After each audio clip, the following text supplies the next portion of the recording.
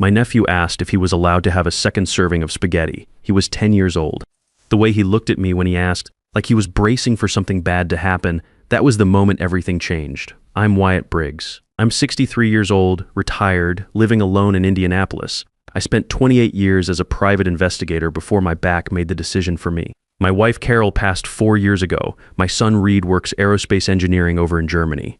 I live quiet. That's fine. Quiet suits me. What doesn't suit me is what I found out about my brother. Dean Briggs is 58. He's the older one, always was the one who had things figured out, or said he did. His first wife, Linda, passed away from cancer 3 years ago. After that, things changed with him. I didn't know how much until his son Noah showed up at my door. Dean called me on a Thursday morning. No hello, no small talk. Wyatt, I need you to take Noah. Business trip, Seattle, 10 days. When I'm already on my way, 40 minutes, he hung up. I stood in my kitchen holding the phone. No details about school. No mention of what Noah ate or didn't eat. No word about Patricia, his new wife, who he'd married 8 months after Linda died. Just a kid coming over and a click on the line. Noah arrived with a backpack that looked too heavy for his frame, and his frame was the first thing that stopped me. The boy was thin in a way that didn't look right. Not kid then. Something else. Dean's car was already pulling out before I got Noah through the door. You hungry? I asked. He nodded, but didn't say anything. I made spaghetti, simple, nothing fancy. I put a good portion on his plate and sat down across from him. He ate steadily, not fast, just careful, like he was paying attention to every bite. When his plate was clear, he looked at the pot on the stove, then at me, then down at his hands. Uncle Wyatt, his voice came out small. Am I allowed to have more? I kept my face neutral. 28 years of sitting across from people who were scared or hiding something. You learn to keep your face neutral. Of course, I said. Help yourself. He didn't move yet. Then he said it quietly, like he was reciting something he'd memorized. Dad says taking more than one serving is being greedy. I watched him reach across the table for the serving spoon. His sleeve pulled back, left forearm, bruising, yellowish green, old enough to be fading but clear enough to read. The shape wasn't right for a fall or a bump, it was grip-shaped, fingers. Go ahead and take as much as you want, I said. You're at my house. He ate 2 more full servings. When he finally sat back, he looked surprised at himself, like he hadn't expected to be allowed to do that. I cleaned up the kitchen and kept the conversation light. Asked him about school, about his friends. He answered in short sentences. Not rude, just careful. Like a kid who'd learned that talking too much caused problems. That night, after he went to bed, I went to my office. I still have the setup from my working years. Filing cabinet, a 35mm camera with a long lens, a handheld recorder I used on surveillance jobs, and a habit of writing things down the same way every time. Date, time, what I saw, what was said, word for word. I opened a new notebook and I wrote it all out. The question about seconds, the exact words he used about greed. The bruising on his left forearm, location, color, approximate age, shape, his weight, which I estimated around 55 pounds for a 10-year-old boy. His behavior at the table. I've seen a lot of things in 28 years. Cheating spouses, insurance fraud, missing persons. Some cases you know immediately what you're looking at. This was one of those. I didn't sleep much that night. The next morning I made eggs and toast and watched Noah eat. He finished everything on his plate and then sat quietly, hands in his lap, waiting. Not asking, just waiting to see what would happen next. There's more if you want it, I said. He looked at me for a second like he was checking whether I meant it. Then he reached for the toast. I spent that day building the foundation. I photographed his arms when he was helping me carry groceries, angled so the bruising was visible and the timestamp on my camera was in frame. I noted everything in the notebook. I kept my voice easy and my questions light. I didn't push. Pushing a scared kid closes them down, and I knew that. By the end of day 2, he was starting to relax a little. He'd started talking in longer sentences. He laughed once at something on TV. Small things, but I noticed them and wrote them down too. On day 3, I called Perry Nolan. Perry and I go back to my first year's working cases. He was a detective with the Indianapolis PD. I was the outside guy they'd bring in when they needed someone without a badge. We'd stayed in touch through everything. He knew how I worked. Perry, I need a quiet look at my brother's finances. Specifically, anything connected to a life insurance payout from his first wife, Linda. She passed 3 years ago.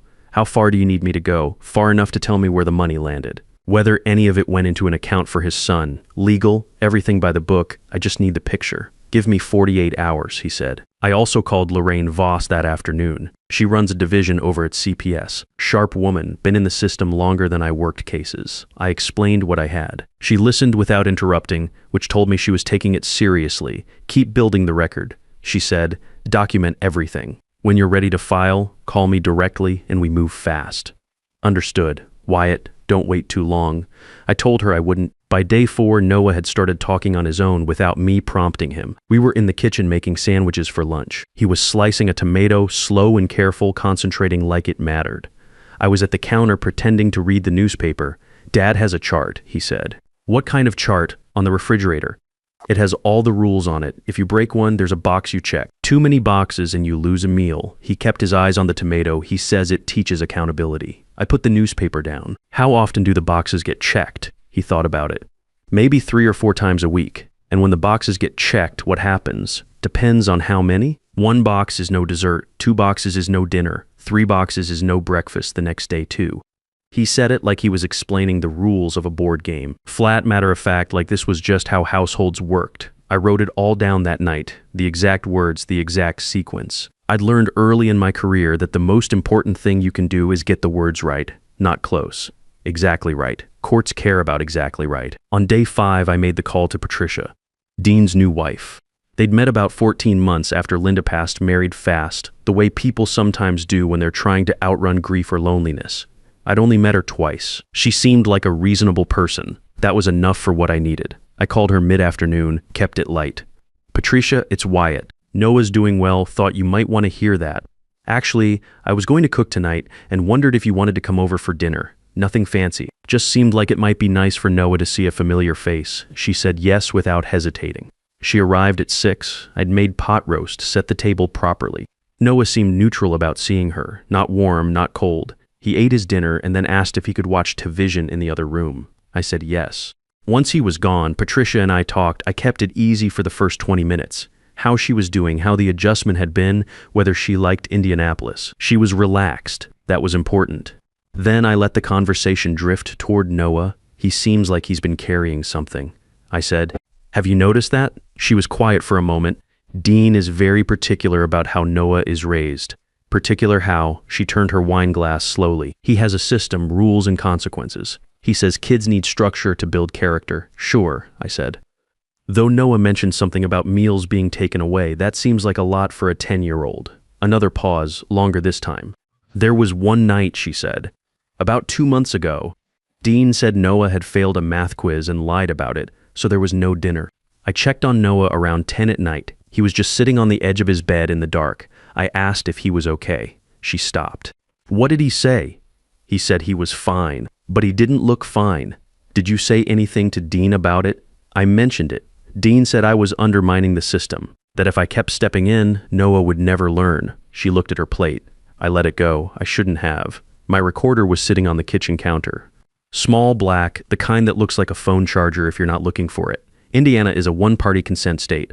I was the party. I moved the conversation to something else and kept dinner going another hour. When she left, she seemed fine. Lighter, maybe like saying it out loud had taken something off her. I sat at the kitchen table after she drove away and played back the recording. Clear audio. Her voice steady and direct, specific details, specific date, specific location. It was exactly what I needed. I called Diane Holden that night. She's a family law attorney I'd done investigative work for twice during my PI years. Tough, precise, and she didn't waste time. I have documentation building on a child neglect case, I said. Food deprivation as structured punishment, physical evidence of restraint bruising, and a recorded admission from a household witness. I need to know how fast you can move if this goes to court. How soon do you need me ready? I'm not sure yet. Days, maybe. Send me what you have tomorrow morning. I'll clear my schedule. I hung up and went to check on Noah. He was asleep with the TV still on low. He'd pulled the blanket up to his chin and had one hand curled under his cheek. He looked like a regular kid for the first time since he'd arrived. I turned off the TV and stood there in the doorway for a minute. Then my phone buzzed on the nightstand. A text from Dean. Change of plans. Flight home moved up, landing Friday night. Friday, that was 36 hours away. I'd planned on having 5 more days. I stood in the dark hallway doing the math. Perry still had the financial records coming. I had the recording of Patricia, the notebook, the photographs. Enough to file, but I'd wanted more time to build it cleaner. 36 hours would have to be enough. I went back to my office, opened the notebook, and started organizing everything into a sequence that would make sense to a judge. Chronological, clear, nothing out of order. That's how you win, not with volume, with order. I called Lorraine Voss at 7 the next morning. Dean's coming back Friday night. I need to file today. How complete is your documentation? Complete enough. I'm still waiting on financial records from a contact, but the core case is solid. Send me everything you have by noon, she said. I'll open the case this afternoon. Thank you, Lorraine. Don't thank me yet. Get me those files. I spent the morning making copies of everything. The photographs printed and dated, the notebook, pages photographed and backed up, the audio recording transferred to 2 separate devices. By 11:30, I had a folder that was 2 inches thick sitting on my kitchen table. Perry called at 11:47. Got your financial picture, he said. You're going to want to sit down. Linda's life insurance policy paid out $180,000 when she died. The policy had a specific clause directing a portion toward Noah's care and education. Perry had tracked every dollar from the payout date forward. Not 1 cent had gone into a trust for Noah. No college fund, no savings account in the boy's name. What Perry found instead was a new truck registered to Dean purchased 4 months after the payout. A kitchen and bathroom renovation on the house, financed partly from the same account, and a joint checking account opened in Dean and Patricia's names, seeded with $40,000 6 months after Linda's death. The kid's money, Perry said. All of it. I sat with that for a minute. Noah eating 3 servings of spaghetti because he didn't know when he'd be allowed to eat a full meal again. And his mother's life insurance sitting in his father's joint account with a woman Noah barely knew. Can you put this in writing? I asked. Already typed it up. Sending it now. I printed Perry's report the moment it came through and added it to the folder. Then I called Diane. I have the financial records, I said. The life insurance payout meant for Noah went into Dean's personal accounts. None of it was set aside for the boy. Diane was quiet for a second. That changes the shape of this significantly. We're not just looking at neglect. We're looking at misappropriation of funds designated for a minor. How does that help us? It gives the judge a second track. Even if Dean's attorney finds a way to soften the neglect narrative, the financial piece is harder to explain away. It's documented, it's traceable, and it puts the boy's welfare in a very specific light. I sent her the full folder by email. She called back 20 minutes later. Wyatt, this is a solid case. Be ready for a hearing date sometime in August. Dean arrived Friday night at 8:15. I know because I was watching from my living room window when his car pulled into his driveway across the street.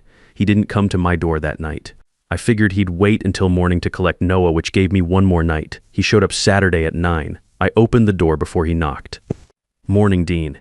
He looked past me into the house. Where's Noah? Still sleeping. Come in. He stepped inside, but stayed near the door. I'll just take him and get out of your way. I want to talk to you first. Something shifted in his face. About what? Noah's been thin, I mean really thin, and he asked me on his first day here if he was allowed to have a second serving of food. He's 10 years old, Dean. His jaw tightened. I run a structured household. Kids need limits. There's a difference between limits and not feeding your son. He eats fine. He's 55 pounds. He's built like his mother was. Linda was small. I looked at him for a moment. He held my eye, which told me he'd practiced this. He had his answers ready. Take care of him, I said. That's all I'm asking. He called for Noah, who came down the stairs with his backpack already on his shoulders. The boy looked at me once before he went out the door. I held up one hand and he gave me a small nod. Then he was gone. I filed the report with Lorraine that afternoon. The next 10 days moved on 2 tracks. On one track, nothing looked different. Dean's house sat quiet across the street. Noah went to school. Life on the block went on. On the other track, things were moving fast. Lorraine opened a formal investigation and scheduled an unannounced home visit. Diane filed the custody petition with Boone County Family Court. The hearing was set for August 18th before Judge Iris Caldwell. Dean was served the papers on a Tuesday. He called me that same evening. You did this, not a question. I reported what I saw. He's my son. You had no right to go around me. I had every right. He came to my house and couldn't ask for a second plate of food without flinching.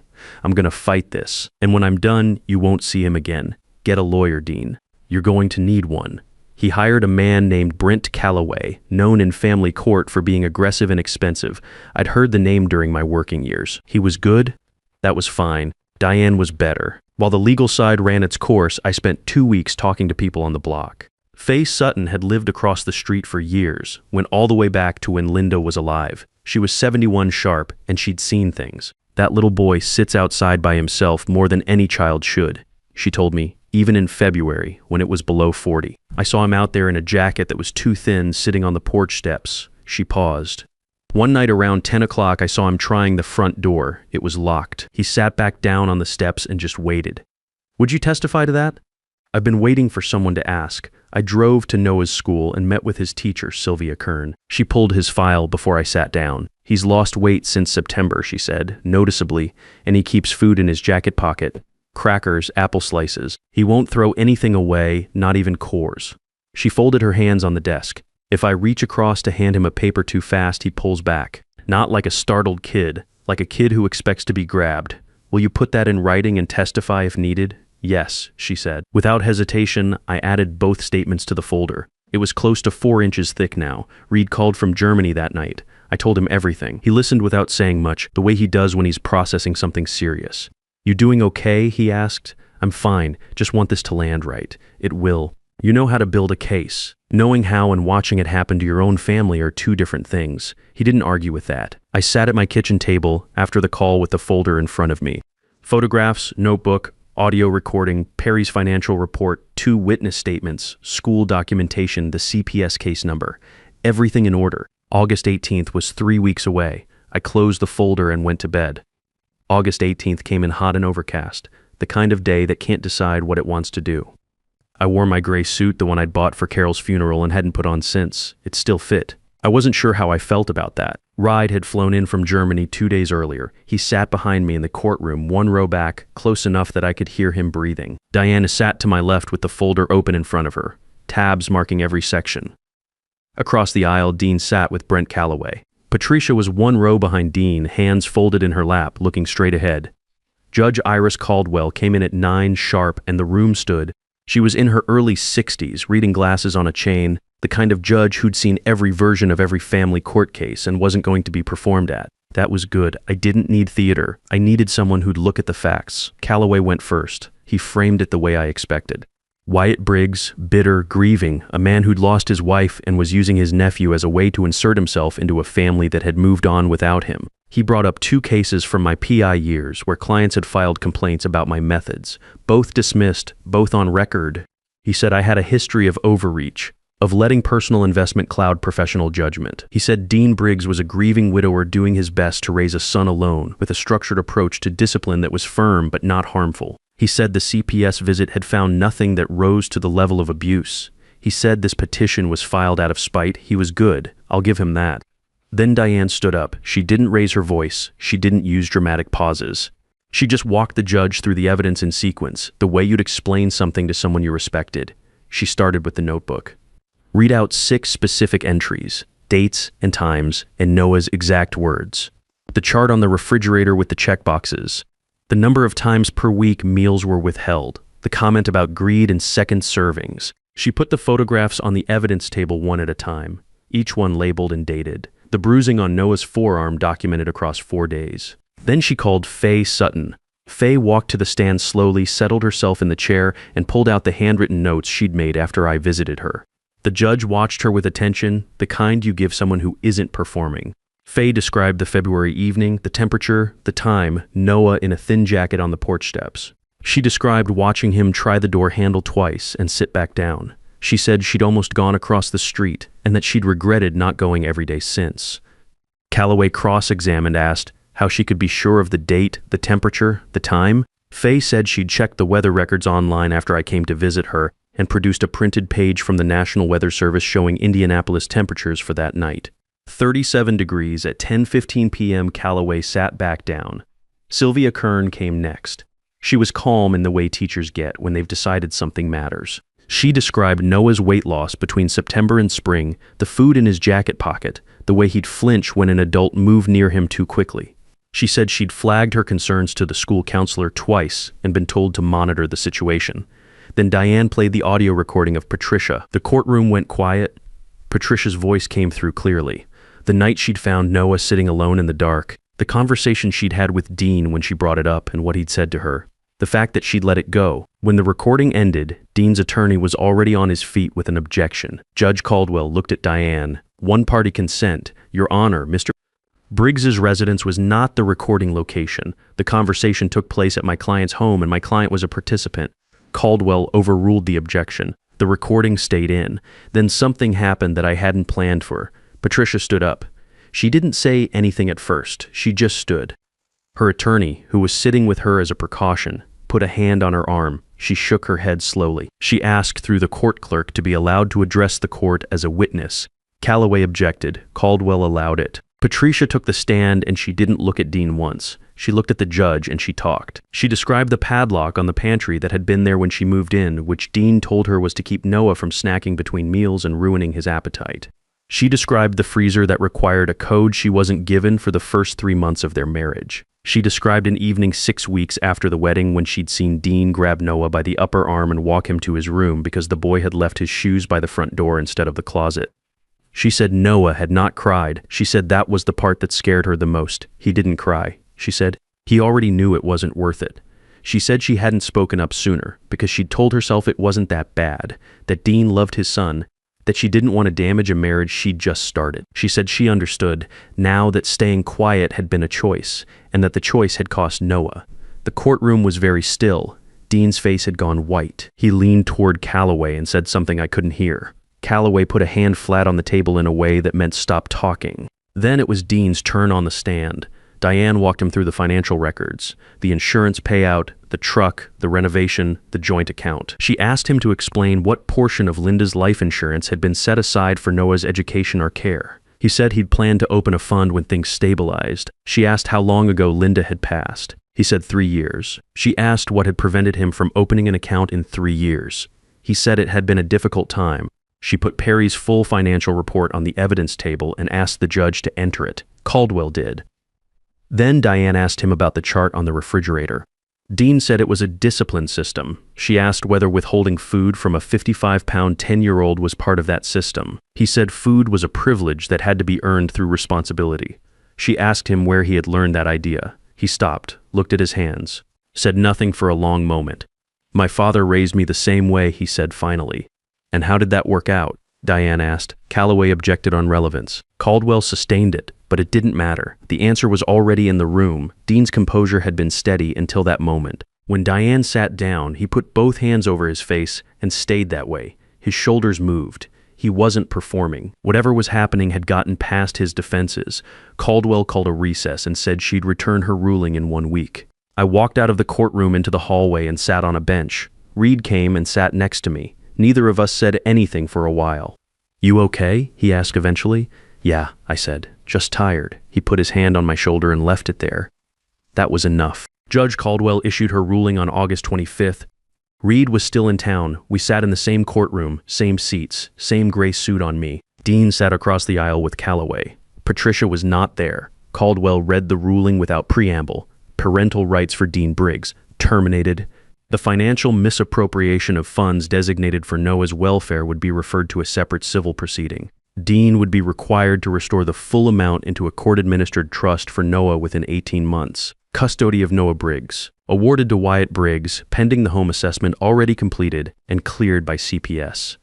Visitation for Dean. Eligible to apply after 6 months of documented therapeutic treatment, supervised only at the court's discretion. She closed the folder and looked at Dean directly. "Mr. Briggs, the patterns documented in this case did not begin with you. But they end here. What you do with that is up to you." Dean sat with his head down. He didn't respond. Calloway gathered the papers quietly. Outside on the courthouse steps, Reed and I stood in the August heat and didn't say much. He had a flight back to Germany in 2 days. I told him I'd call every week. He said he knew I would. Noah moved in that Saturday. 3 boxes. A 10-year-old boy's entire life in 3 cardboard boxes that fit in my trunk with room left over. I carried them upstairs while he stood in the doorway of the room that was now his, looking at the bed and the window and the empty shelves. "You can put whatever you want up there," I said. He nodded slowly. "Can I put a picture? You can put anything you want. It's your room." The first 2 weeks were hard in ways I hadn't fully prepared for. He woke up 2 or 3 times some nights, not screaming, just sitting up in bed with his eyes open, not sure where he was. I'd hear him through the wall and go in and sit in the chair by the window until he settled. Some nights I just stayed there until morning.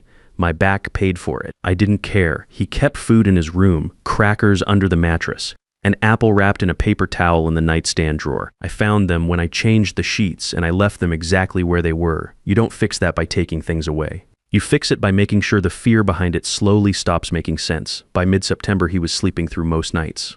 He started leaving his door open when he went to bed, which I took as a good sign. I taught him how to use my old 35mm camera. We started simple. How to hold it steady, how to look through the viewfinder and wait for the frame to feel right before you press the shutter. He was patient with it in a way that surprised me. One afternoon, he took a picture of the backyard, just the grass and the light coming through the oak tree at the back of the lot. When the print developed, he held it with both hands and looked at it for a long time. "Can I keep it?" he asked.